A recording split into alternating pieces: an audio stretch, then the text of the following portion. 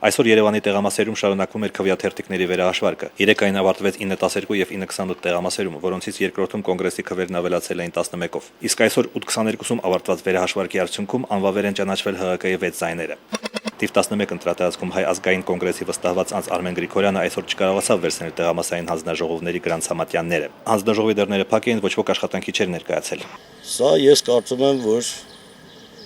ընտրական գործընթացի կոպիտ խախտում է։ Սակայն ԿՀ իրավաբան Սևակ Հովհաննիսյանն Ամեկ+-ին ասաց, որ եթե ընտրատարածքում դիմում բողոք չկա, ուրեմն հանձնաժողովը վերջացրել է իր աշխատանքը։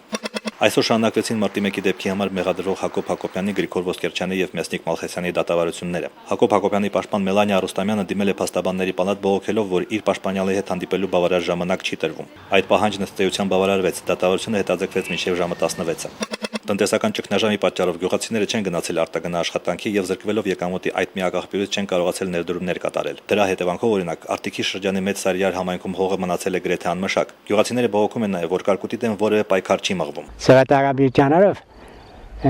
երկինքը կամբեր գիտեն որ չեն դեռ ցույց կդարանցր այդ որ կարկուտի կարատին կամբերը կցրվի